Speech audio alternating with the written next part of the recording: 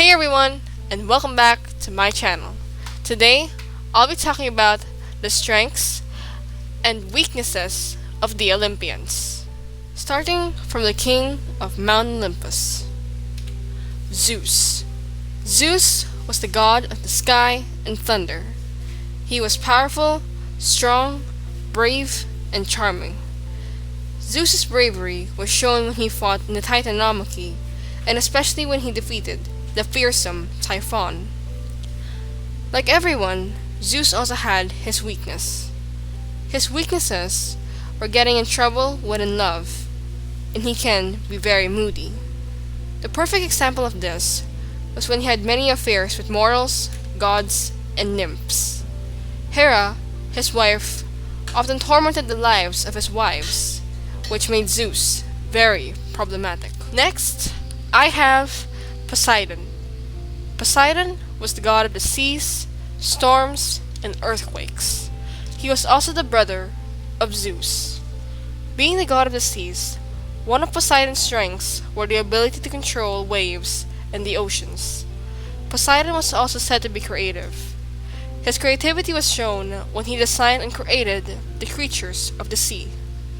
Despite this, Poseidon was also moody and bad-tempered. When he got mad, he would use his trident and cause earthquakes, storms, and cause ships to sink.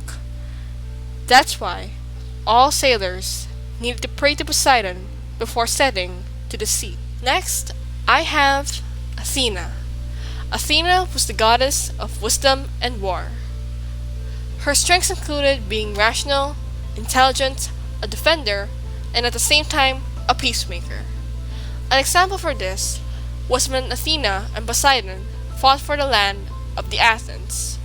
Poseidon used his trident to make water sprout out, but Athena used her intelligence to create an olive tree for the land. The place was then called Athens because the people loved Athena's creation more than Poseidon's. Athena's weakness was lacking compassion and emotion. Athena was often an intellectual person, and she didn't want emotion to affect her intelligence. Next, I have Hera. Hera was the goddess of marriage and woman. In Greek mythology, her strengths included leadership and loyalty to Zeus. She can be also sweet, but trust me, you always have to stay on her good side because she can be very vengeful and jealous. We all know that Zeus was infamous for his affairs, which makes Hera furious and torment his wives. Zeus's other wives were locked up, changed into animals, killed, tricked, and a lot more. To show you how vengeful she is, I'll talk about the affair Zeus had with Lamia, a beautiful young girl. Zeus and Lamia had a lot of children, which enraged Hera. Hera then changed her into a half-human, half-snake creature that ate kids. Lamia was cursed to eat her kids and not close her eyes so that she would see how she killed her own children. Again, not a person to be messed with. Next, I have Demeter. Demeter was the goddess of agriculture. She was said to be adoptable and loving. When her daughter Persephone was kidnapped by Hades, Demeter searched for weeks and for months for her daughter. This proves how much Demeter loves Persephone. Zeus ordered Hades to release Persephone, and Hades agreed, but on one condition. Persephone was to stay in the underworld for 6 months of the year, and the remaining months would be with Demeter. Demeter agreed and adopted immediately with the situation. And if you think beauty is a blessing, well, for Demeter, it's sort of a curse. Demeter always attracted the unwanted attention of Hades. Maybe that's the reason why Hades went for Persephone. Next, I have Artemis.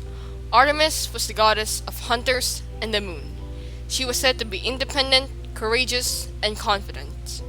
She didn't want anyone to guide her, for she had her hunters and her personality of independence. She fought skillfully and courageously with her silver bow and arrows, and Artemis wasn't a person you could mess with, for she was also impulsive, vengeful, and sometimes a sexist. An example for her vengefulness was when Niobe, a mortal, boasted that she could give birth to far more children than the goddess Leto, Artemis and Apollo's mother. Artemis was enraged and called her twin brother Apollo. Together, the two killed all of Niobe's children out of rage. Next, I have Apollo. Apollo was the god of the sun, light, poetry, music, healing, archery, prophecy, and oracles. He was described as creative, handsome, and supportive of the arts. Because of this, Apollo made a group called the Nine Muses. Like father like son, Apollo also got in trouble when it came to love. The reason for this was because he insulted the god of love Eros, or most commonly known as Cupid, after defeating the Python. Eros, offended by the insult Apollo told him, shot an arrow to the god to make him fall in love with a nymph named Daphne. Cupid then shot Daphne with a hate arrow, making her dislike Apollo. Apollo tried to pursue Daphne, so Daphne begged her mother Gaia to transform her into a laurel tree. Apollo, overcome with grief about Daphne, made his symbol a laurel wreath because Daphne changed into a laurel tree. Apollo forever mourned Daphne, for she was his first love. The good news is that despite his rivalry with Eros, Apollo also had successful affairs, namely were Cyrene, a huntress, and Calliope, one of his muses. But Apollo was never married. Next, I have Hephaestus. Hephaestus was the god of fire and craftsman. In mythology, Hephaestus was depicted as creative and intelligent. Because of this, he created incredible inventions for the gods and goddesses. Namely were Aegis, a weapon which Athena and Zeus used, the arrows of Artemis, Apollo, and Eros, and a golden basket for Europa. Hephaestus was also vengeful, bitter, and he had difficulty while walking because he was born deformed, but some myths said that Hera threw him out of Olympus, damaging his legs. Yeah, he had a rough childhood, guys. Maybe that was the reason why he couldn't figure out that easily. Remember what I said about Hera throwing Hephaestus out of Mount Olympus? Well, Hephaestus decided to seek revenge. He made the golden throne and gave it to Hera as a gift. Hera accepted the gift and sat. She was then trapped on the seat for hours. The other Olympians pleaded with Hephaestus to release Hera, but Hephaestus simply said, "I have no mother." Zeus decided to give Hephaestus an offer, that if he freed Hera, he would have a place at Mount Olympus. Hephaestus finally agreed, but he didn't fully forgive Hera. Next, I have Ares. Ares was the god of war. I know what you're thinking. This is wrong.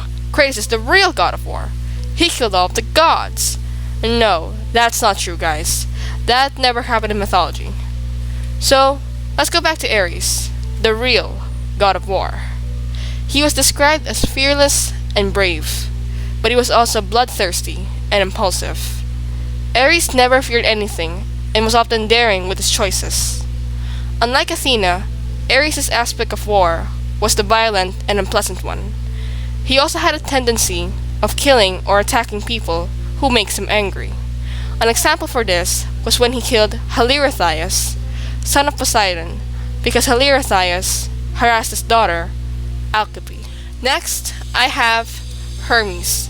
Hermes was the god of thieves, trade, wealth, luck, fertility, and travel. His strengths were being clever, bold, determined, and athletic. Hermes was the messenger of the gods and was very loyal to his father Zeus. Hermes' bravery and loyalty was seen when Typhon attacked Mount Olympus. The rest of the Olympians transformed into animals and fled to Egypt for safety, but Zeus stayed in the battle. Unfortunately, Zeus was defeated by Typhon because Typhon chopped off his tendons. Zeus was locked up, and from all the Olympians, Hermes was the only one who was brave enough to give back Zeus's tendons and help his father. Zeus fought Typhon and finally defeated him at Mount Etna.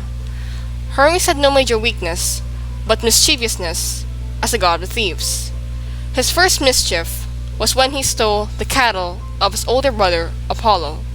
Apollo at the time was having an affair with his girlfriend, and when he came back to check on his cattle, he was furious when he realized that Hermes stole it.